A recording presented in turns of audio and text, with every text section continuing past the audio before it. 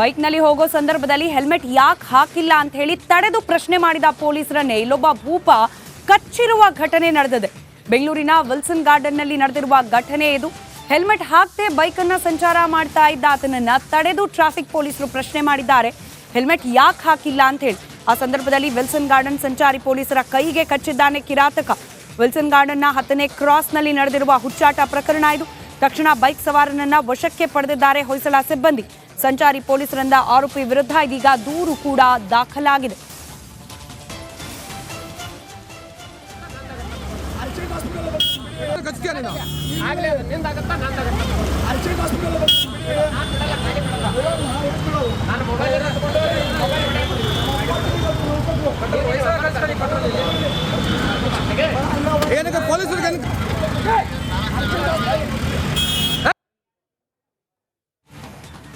ದೃಶ್ಯದಲ್ಲಿ ಗಮನಿಸ್ತಾ ಇದ್ದೀರಿ, ಬೈಕ್ನಲ್ಲಿ ತೆರಳ್ತಾ ಇದ್ದ ಆತನನ್ನ ತಡೆದಿದ್ದಾರೆ. ಹೆಲ್ಮೆಟ್ ಯಾಕೆ ಹಾಕಿಲ್ಲ ಅಂತ ಹೇಳಿ ಸಹಜವಾಗಿ ಪ್ರಶ್ನೆ ಕೇಳಿದ್ದಾರೆ ಸಂಚಾರಿ ಪೊಲೀಸರು. ಆ ಸಂದರ್ಭದಲ್ಲಿ ಸಂಚಾರಿ ಪೊಲೀಸರ ಕೈಗೇನೆ ಕಚ್ಚಿದ್ದಾನೆ ಈ ಭೂಪ. ತಕ್ಷಣಕ್ಕೆ ಅಲ್ಲಿದ್ದ ಹೊಯ್ಸಳ ಸಿಬ್ಬಂದಿ ಈತನನ್ನ ವಶಕ್ಕೆ ಪಡೆದಿದ್ದಾರೆ. ಹೆಲ್ಮೆಟ್ ಹಾಕಬೇಕು ಬೈಕ್ ಸಂಚಾರ ಮಾಡೋ ಸಂದರ್ಭದಲ್ಲಿ ಅನ್ನೋದು ವಾಹನ ಸವಾರರ ಹಿತದೃಷ್ಟಿಯಿಂದ. ಹೆಚ್ಚು ಕಮ್ಮಿ ಆದರೆ ಹೋಗೋದು ಈತನ ಪ್ರಾಣವೇ. ಹೀಗಾಗಿ ರೂಲ್ಸ್ ಬಗ್ಗೆ ಪ್ರಶ್ನೆ ಮಾಡಿದ ಪೊಲೀಸರಿಗೇನೆ ಭೂಪ ಕಚ್ಚಿರುವ ಪ್ರಸಂಗ ನಡೆದಿದೆ. ಹಾಗೆ ಹೊಯ್ಸಳ ಪೊಲೀಸರು ಈತನನ್ನ ವಶಕ್ಕೆ ಪಡೆದಿದ್ದಾರೆ. ಹಾಗೆ ದೂರು ಕೂಡ ಈತನ ವಿರುದ್ಧವಾಗಿ ದಾಖಲಾಗಿದೆ. ಮತ್ತಷ್ಟು ಡೀಟೇಲ್ಸ್ ನಮ್ಮ ಪ್ರತಿನಿಧಿ ಅಜಯ್ ನೀಡ್ತಾ ಹೋಗ್ತಾರೆ. ಲೈವ್ ಕನೆಕ್ಟೆಡ್ ಇದ್ದಾರೆ. ಅಜಯ್, ಮಾನಸಿಕವಾಗಿ ಸರಿದಾನ ಈತ ಅಂತ ಹೇಳಿ ಸಹಜವಾಗಿ ಅನ್ನಿಸ್ಬಿಡುತ್ತೆ ದೃಶ್ಯವನ್ನ ಗಮನಿಸಿದ್ರೆ. ಹೆಲ್ಮೆಟ್ ಹಾಕೋದು ರೂಲ್ಸ್, ಅದನ್ನ ಪ್ರಶ್ನೆ ಮಾಡಿದ್ದಾರೆ, ಅದಕ್ಕೆ ಕಚ್ಚೆ ಬಿಡೋದಾ? ಯಾರೀತ? ಯಾವ ರೀತಿ ಕ್ರಮ ಆಗ್ತಿದೆ ಈತನ ವಿರುದ್ಧವಾಗಿ ಅಂತ?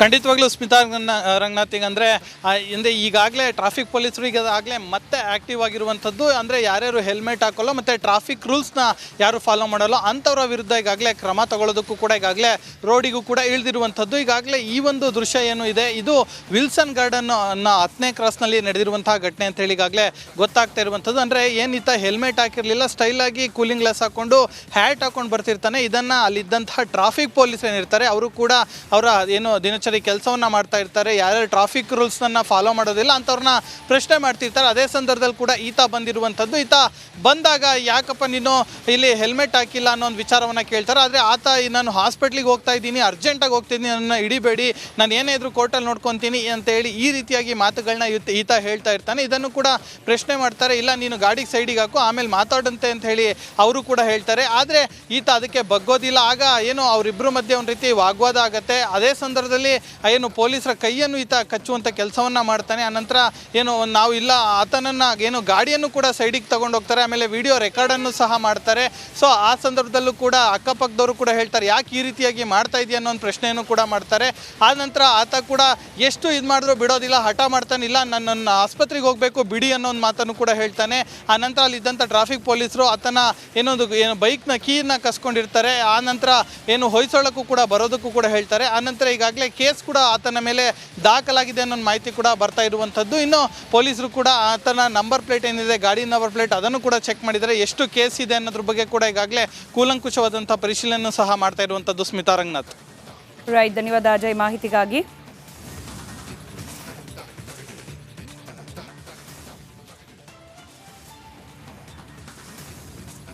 ಬೆಂಗಳೂರಿನ ಹೆಗ್ಡೆ ನಗರದ ಸಾರಾಯಿ ಪಾಳ್ಯದಲ್ಲಿ ಈಗ ಆಲ್ರೆಡಿ ಜಲಕ್ಷಾಮ ಪ್ರಾರಂಭವಾಗಿದೆ. ಜನರು ಪ್ರತಿನಿತ್ಯ ಕೂಡ ಕುಡಿಯೋ ನೀರಿಗೋಸ್ಕರ ಪರದಾಡ್ತಿದ್ದಾರೆ. ಸ್ಥಳೀಯ ಶಾಸಕರಾದ ಕೃಷ್ಣ ಬೈರೇಗೌಡರ ಗಮನಕ್ಕೆ ತಂದರೂ ಕೂಡ ಯಾವುದೇ ಪ್ರಯೋಜನವಾಗಿಲ್ಲ. ಆ ಜನರ ಭಾವನೆ ಯಾವ ರೀತಿ ಇದೆ? 1 ನಿಮಿಷದ ಕ್ವಿಕ್ ರಿಪೋರ್ಟ್ ನಿಮ್ಮ ಮುಂದೆ. ಬೇಸಿಗೆಗೂ ಮುನ್ನವೇ ನಗರದಲ್ಲಿ ನೀರಿಗಾಗಿ ಹಾಹಾಕಾರ ನಡೆದಿದೆ. ಕೃಷ್ಣ ಬೈರೇಗೌಡ ಕ್ಷೇತ್ರದಲ್ಲಿ ಸಾಕಷ್ಟು ನೀರಿನ ಸಮಸ್ಯೆ ಎದುರಿಸ್ತಾ ಇದ್ದಾರೆ. ಸದ್ಯ ನಾನು ಫಾತಿಮಾ ಲೇಔಟ್ನಲ್ಲಿ ಇದ್ದೀನಿ. ಸಾರಾಯಿ ಪಾಳ್ಯದ ಫಾತಿಮಾ ಲೇಔಟ್ ದೃಶ್ಯದಲ್ಲಿ ನೋಡ್ಬೋದು. ಇಲ್ಲಿಯ ನಿವಾಸಿಗಳು ಇವತ್ತು ಖಾಲಿ ಬಿಂದಿಗೆಯನ್ನೇ ಹಿಡಿದು ರೋಡಿನಲ್ಲಿ ಪ್ರತಿಭಟನೆ ಮಾಡ್ತಾ ಇದ್ದಾರೆ. ಪ್ರಮುಖವಾಗಿ ಮನೆಯಲ್ಲಿ ನೀರು ಬರ್ತಾ ಇಲ್ಲ.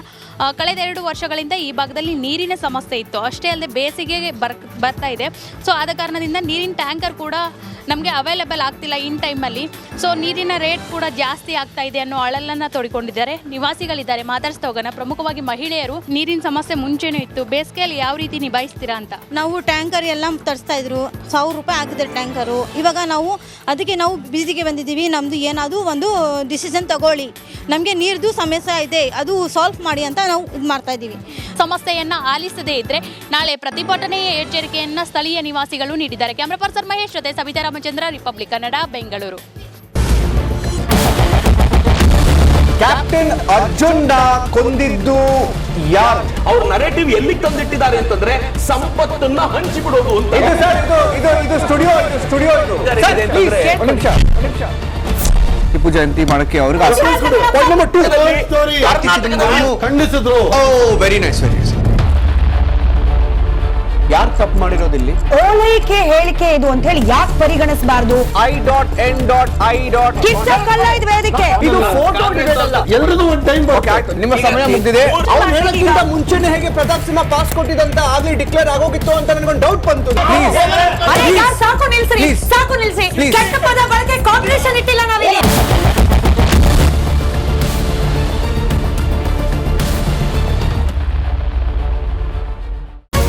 ರಿಪಬ್ಲಿಕ್ ವರ್ಡ್ ಆ್ಯಪ್ ಇದು ಕೇವಲ ಅಪ್ಲಿಕೇಶನ್ ಅಲ್ಲ, ಸಮಗ್ರ ಸುದ್ದಿಗಳ ಸಂಪರ್ಕ ಮಾರ್ಗಕ್ಕೆ ಕ್ರಾಂತಿಕಾರಿ ಬದಲಾವಣೆ.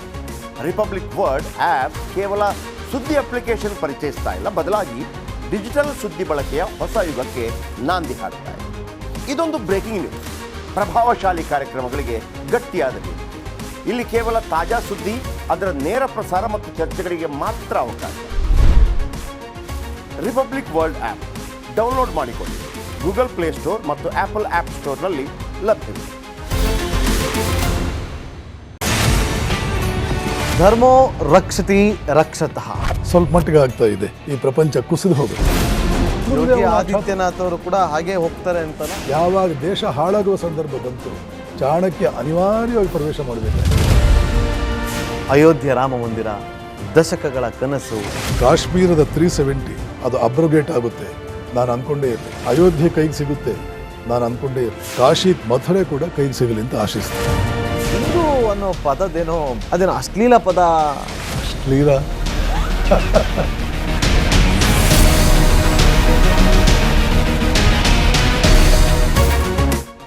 ರಿಪಬ್ಲಿಕ್ ವರ್ಲ್ಡ್ ಆಪ್ ಇದು ಕೇವಲ ಅಪ್ಲಿಕೇಶನ್ ಅಲ್ಲ, ಸಮಗ್ರ ಸುದ್ದಿಗಳ ಸಂಪರ್ಕ ಮಾರ್ಗಕ್ಕೆ ಕ್ರಾಂತಿಕಾರಿ ಬದಲಾವಣೆ.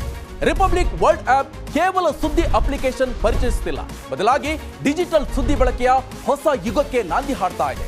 ಇದೊಂದು ಬ್ರೇಕಿಂಗ್ ನ್ಯೂಸ್, ಪ್ರಭಾವಶಾಲಿ ಕಾರ್ಯಕ್ರಮಗಳಿಗೆ ಗಟ್ಟಿಯಾದ ವೇದಿಕೆ. ಇಲ್ಲಿ ಕೇವಲ ತಾಜಾ ಸುದ್ದಿ, ಅದರ ನೇರ ಪ್ರಸಾರ ಮತ್ತು ಚರ್ಚೆಗಳಿಗೆ ಮಾತ್ರ ಅವಕಾಶ. ರಿಪಬ್ಲಿಕ್ ವರ್ಲ್ಡ್ ಆಪ್ ಡೌನ್ಲೋಡ್ ಮಾಡಿ. ಗೂಗಲ್ ಪ್ಲೇಸ್ಟೋರ್ ಹಾಗೂ ಆಪಲ್ ಆಪ್ ಸ್ಟೋರ್ನಲ್ಲಿ ಲಭ್ಯವಿದೆ.